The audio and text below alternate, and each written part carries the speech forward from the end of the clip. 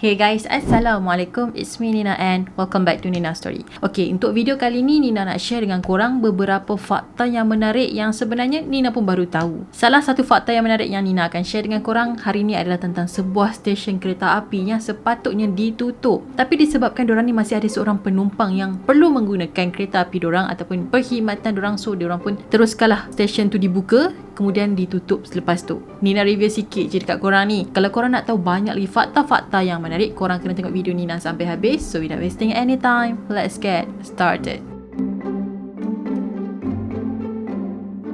Kalau korang nak tahu, ada sebuah stesen kereta api di Hokkaido yang sepatutnya ditutup pada tahun 2013. Tapi penutupan stesen tadi tu telah dianjak dan ditutup pada tahun 2016. Punca kenapa stesen kereta api tu kena tutup sebabnya diorang ni kekurangan penumpang. So pihak stesen kereta api ni mengalami banyak kerugian. Tapi bila diorang nak tutup perkhidmatan diorang, tak jadi pula sebabnya masih ada seorang penumpang yang memerlukan perkhidmatan diorang, iaitu seorang remaja perempuan yang masih berada di sekolah. Jadi student tadi ni menggunakan kereta api diorang untuk ulang-alik ke sekolah setiap hari. So kalau stesen tadi tu ditutup kan, pelajar tadi ni dia kena pergi next station, iaitu sejauh 40 minit kalau dia jalan kaki. Jadi benda tu macam lagi susahkan dia. Oleh sebab rasa berperi kemanusiaan, rasa bertimbang rasa dekat student tadi, pihak stesen kereta api tu pun tundalah dia punya penutupan, dan jadual train tu pun diikut mengikut jadual sekolah budak tu. Masa dia pergi sekolah pukul berapa, balik sekolah pukul berapa. Wah, ini memang macam hebat kan, sebab train ikut jadual sekolah student tu. Lepas tu dalam train tu dia seorang je naik. And then selepas pelajar tadi tu dia habis belajar, iaitu 3 tahun kemudian, barulah stesen api tu ditutup. Wah, hebat. Bayangkan pihak stesen kereta api sanggup tak tutup diorang punya stesen tu semata-mata ada seorang je yang perlu menggunakan diorang punya perkhidmatan. And then jadual train tu pun diubah mengikut jadual persekolahan dia. Salute. Okay, next story. Fakta yang kedua ni bagi Nina agak menarik. Baru-baru ni kan kecoh tentang ahli politik di Sweden yang telah membakar Al-Quran kan. So apa yang Perdana Menteri kita nak buat, dia akan edarkan sejuta naskah Al-Quran ke seluruh dunia. Tapi yang menarik bagi Nina tu kan, kilang pencetakan Al-Quran yang ada dekat Malaysia ni adalah kedua terbesar di dunia selepas Madinah. Jadi kilang pertama cetak Al-Quran yang terbesar di dunia adalah Kompleks King Fahd. Jadi benda ni kat Madinah lah. Manakala kilang yang ada dekat Malaysia ni pula dikenali sebagai Kompleks Nasrul Quran yang terletak di Putrajaya. Jadi kemampuan kilang ni dikatakan boleh mencetak sebanyak 3 juta Al-Quran setiap tahun. Sebanyak 70% Al-Quran telah dicetak dan diedarkan untuk rakyat Malaysia, manakala 30% lagi tu pula telah diwakafkan kepada negara-negara minoriti Islam. Jadi kompleks ni adalah hasil kerjasama dengan pihak kerajaan, JAKIM dan juga Perbadanan Putrajaya. Sebenarnya Nina baru tahu Malaysia ni mempunyai kilang pencetakan Al-Quran yang kedua terbesar dekat dunia. Amazing. Okay, next story.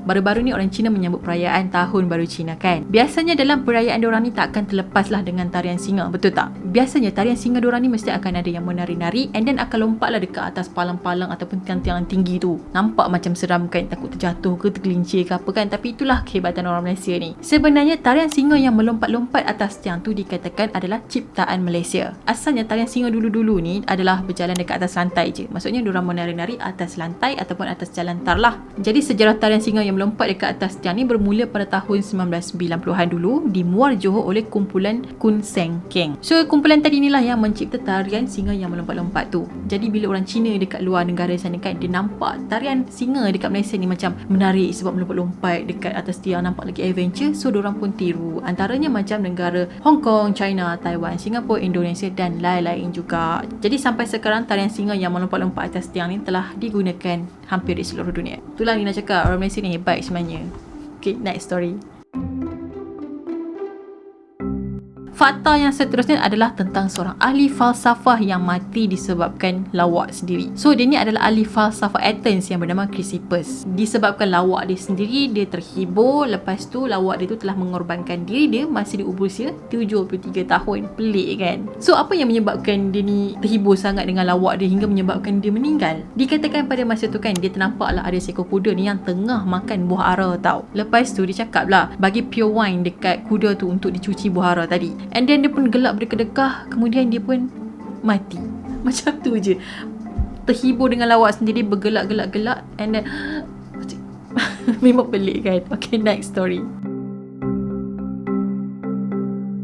Masjid Biru ataupun dikenali sebagai Masjid Sultan Salahuddin Abdul Aziz Shah ni terletak di Shah Alam, merupakan masjid yang terbesar di Asia Tenggara. Jadi masjid ni telah dibina pada tahun 1983 sempena nama Sultan Selangor yang dah pun mangkat. Kemampuan masjid ni boleh memuatkan seramai 24,000 orang jemaah dalam satu-satu masa. Wah, Masjid Biru ataupun masjid apa orang panggil Masjid Shah Alam lah. Kalau korang yang selalu lalu kat situ ataupun tinggal dekat situ, hebat tu.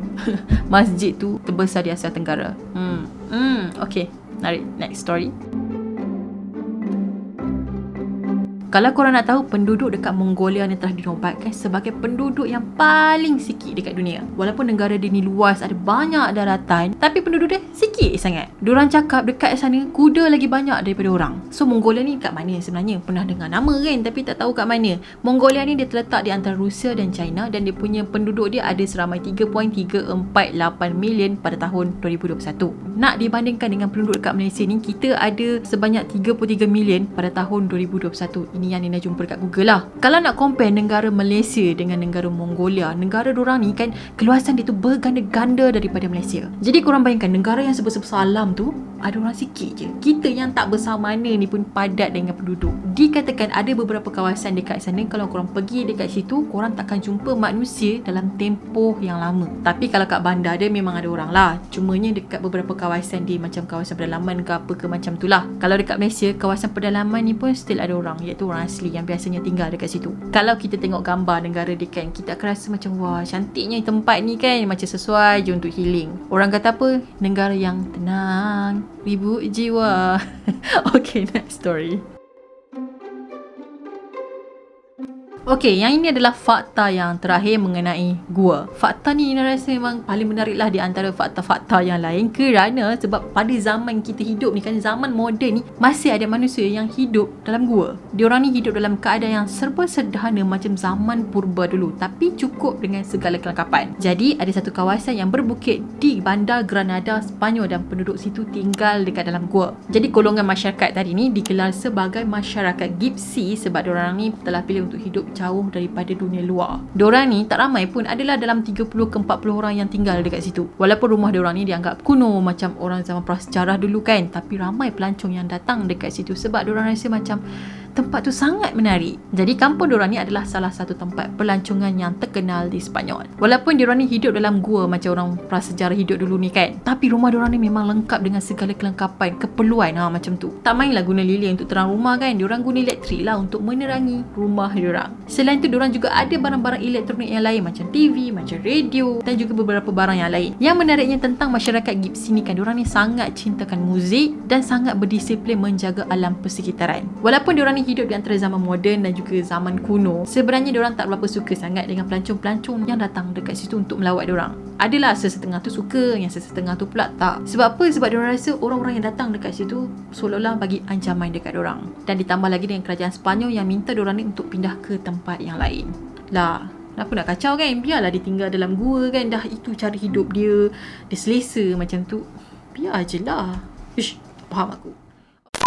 Okay guys, itu sajalah beberapa fakta yang menarik yang Nina kongsikan dengan korang pada hari ini. Jadi Nina nak tahu di antara fakta-fakta yang menarik yang Nina kongsikan tadi, yang mana korang rasa yang paling menarik? Korang boleh komen dekat bawah, okay? And that's it for today, dan Nina harap korang suka dan enjoy dengan video hari ini. Pada korang yang belum lagi subscribe channel Nina, korang boleh subscribe di bawah dan turn on notification. Dan jangan lupa juga untuk follow Nina di Instagram.